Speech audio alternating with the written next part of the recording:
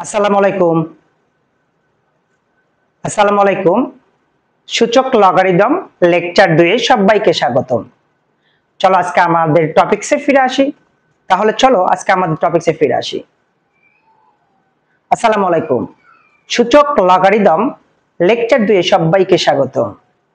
তাহলে চলো আজকে আমাদের টপিকসে ফিরে আসি। আজকে আমরা 4.1 এর সরল করো অর্থাৎ বোর্ড বইয়ের সরল করো অঙ্কগুলো করাবো।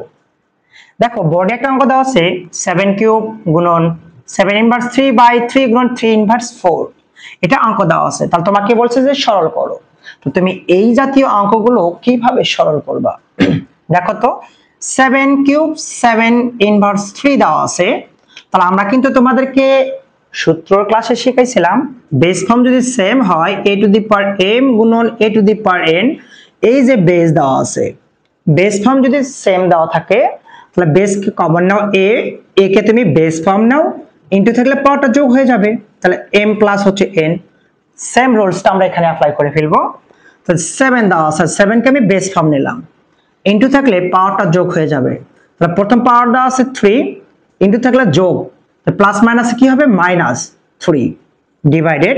দেখো এখানে আমরা বেস ফর্ম নেব 3, তাহলে আমরা 3 নিলাম বেস ফর্ম, এর পাওয়ার কিছু নয় মানে কি আছে 1 আছে, ইনটু থাকলে পাওয়ারটা আমরা কি করব যোগ করে নেব, তাই না?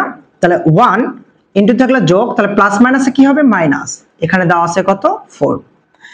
এবার দেখো 7 টু দি পাওয়ার 3 মাইনাস 3, এটা কিন্তু কেটে যাচ্ছে, তাহলে কত আসতেছে শূন্য চলে আসতেছে। 3 টু দি পাওয়ার 1 থেকে 4 বিয়োগ করলে কত আসতেছে মাইনাস হচ্ছে 3 আসতেছে।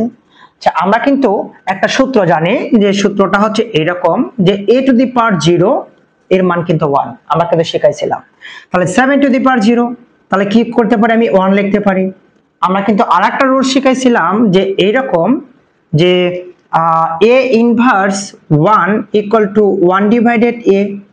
যদি a ইনভার্স 3 হয় তাহলে 1 ডিভাইডেড কি হবে a কিউব হবে। তাহলে আমরা যে 3 ইনভার্স 3, তাহলে আমি এখানে লিখতে পারি 1 বাই 3 টু দি পাওয়ার 3 লিখতে পারি না? লিখতে পারি কিন্তু ইকুয়াল। এখন দেখো 1 গুণন মানটা আমরা কিন্তু উল্টে দিতে পারি, 3 ত্রিকে কত হয় 3 এর উপর 3 দিলে 27 হয়ে যায় কিন্তু। আচ্ছা আরেকটু ভেঙেই লিখি তোমাদের জন্য ভালো হবে, 1 বাই হচ্ছে 3 ত্রিকে কত হয় 27 ইকুয়াল। আচ্ছা এখন তুমি কি করতে পারো 27টা উল্টে দিতে পারো, 1 গুণন 27 27 বাই হচ্ছে 1, এটা কেটে গেল 27, এটা হবে অ্যানসার। তাহলে কি বুঝতে অসুবিধা আছে? অঙ্কটা আরেকবার দেখো, এটা অঙ্ক দেওয়া আছে দিয়ে বলছে যে সরল করো। তাহলে আমি যেহেতু 7 7 একই সংখ্যা, 7 কে আমি বেস ফর্ম নেব, ইনটু থাকলে পাওয়ারটা যোগ করে দেব 3, ইনটু থাকলে প্লাস, প্লাস মাইনাসে মাইনাস হচ্ছে 3 আমি বেস ফর্ম নেব, 1 ইনটু থাকলে যোগ, প্লাস মাইনাসে মাইনাস হচ্ছে 4, কেটে গেলে 0 হবে, 1 থেকে 4 বিয়োগ করলে 3 আসবে, 7 টু দি পাওয়ার 0 আমরা সূত্র অ্যাপ্লাই করব a টু দি পাওয়ার 0 এর মান হচ্ছে 1 বসালাম 1। তাহলে 3 ইনভার্স 3, তাহলে a ইনভার্স যদি 1 বাই a হয়, a ইনভার্স 3 যদি 1 বাই a কিউব হয়, 3 ইনভার্স 3 মানে 1 বাই 3 টু দি পাওয়ার 3। 1 1 3 এর উপর 3, তুমি 3 ক্যাপ 3 ক্যালকুলেটর চাপবা অথবা 3টা 3 গুণ করে দিবা 27 হবে, উল্টে দাও 1 1 কেটে যাবে, থাকবে শুধু 27, এটা হবে आंसर। পারবে না সবাই? এবার দেখো নাম্বার 2 এ মান দেওয়া আছে 1/3 root over 7 square 1/3 root over 7 by root over 7। তাহলে এই মানটাকে তোমাকে সরল করতে হবে। তাহলে এখন তুমি দেখো তো একটা সূত্র জানো কিন্তু 1/3 n a, তাই জানো না? তা এটাকে তুমি কি জানতা যে a to the power 1 divided n।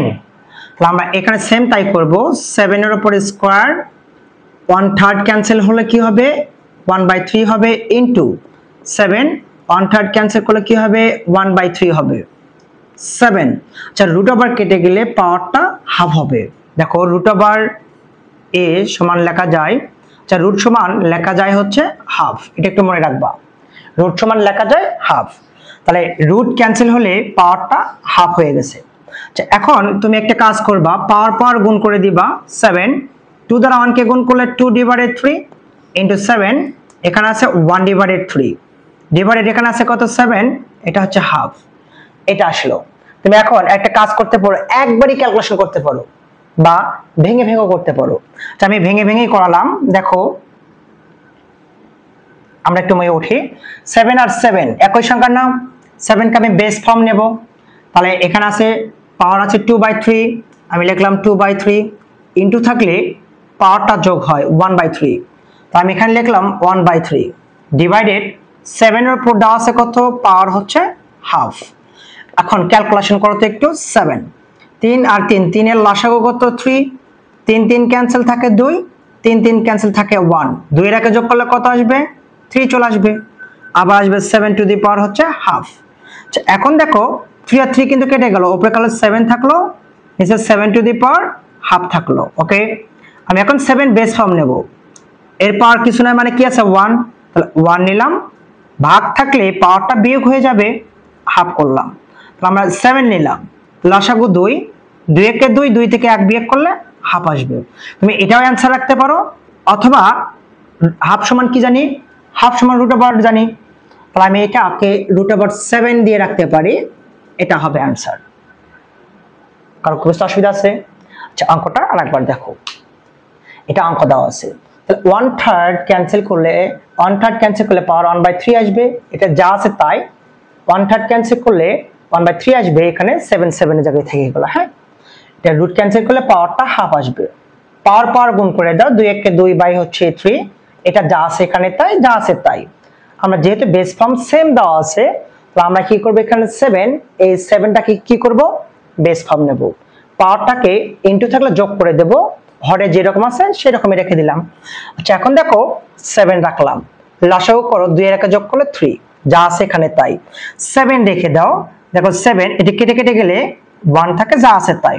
এই 7 কে আবার বেস ফর্ম নাও, পাওয়ার দেওয়া আছে 1, ভাগ থাকলে বিয়োগ হাফ, 7 রেখে দাও, 1 থেকে হাফ বিয়োগ করলে হাফ হয়, হাফ ক্যান্সেল করলে কিন্তু কি আসে, রুট ওভার আসে, তাহলে রুট ওভার হচ্ছে 7, এটা হবে অ্যান্সার। পারবা না সবাই? দেখো নাম্বার 3, এটা দিয়ে বলছে সরল করো।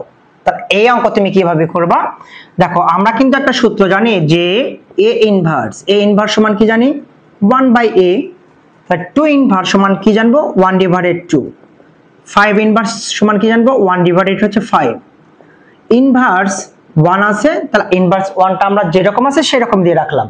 ওকে, আচ্ছা এবার দেখো আমরা 2 এবং 5 এর লসাগু করব। দেখো তো কোনো কমন যাচ্ছে না, তার মানে হয় দুটো গুণ করে দিতে হবে, 5 দুগুণে কত আসবে, 10 আসবে, 5 দুগুণে 10, 5 5 একে কত হবে, 5 আসবে, 5 দুগুণে 10 2, 2 একে কত আসবে, 2 আসবে, ইনভার্স হচ্ছে 1, তো তুমি যোগ করো, 5 আর 2 যোগ করলে 7/, হচ্ছে 10 ইনভার্স। আচ্ছা ইনভার্স থাকলে নরমালি উল্টে যায়, নিচেরটা উপরে যাবে, উপরেরটা নিচে আসবে।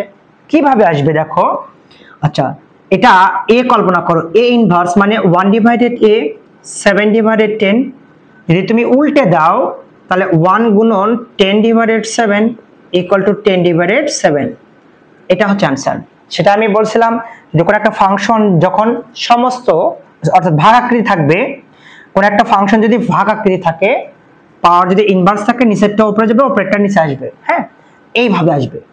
ওকে, দেখো আরেকবার অঙ্কটা। 2 ইনভার্স আমরা সূত্র ইউজ করব a ইনভার্সের সূত্র 1/a, তাহলে 1/2, 5 ইনভার্স 1/5, যা আছে তাই। আচ্ছা এটা যেহেতু লসাগু কমন যাচ্ছে না, তাহলে আমরা হরে গুণ করে দেব, 5 দুগুণে 10, 5 দুগুণে 10, 5 একে 5, 5 দুগুণে 10, 2 একে 2, যা আছে তাই। যোগ করলে 7/10, এটা ইনভার্স থাকে, তাহলে এটাকে a ইনভার্স কল্পনা করলে 1/a, উল্টে দাও 10/7, 10/7, 10/7 দ্বারা 1 কে গুণ করলে কিন্তু 10/7 থাকবে। পারবে না সবাই?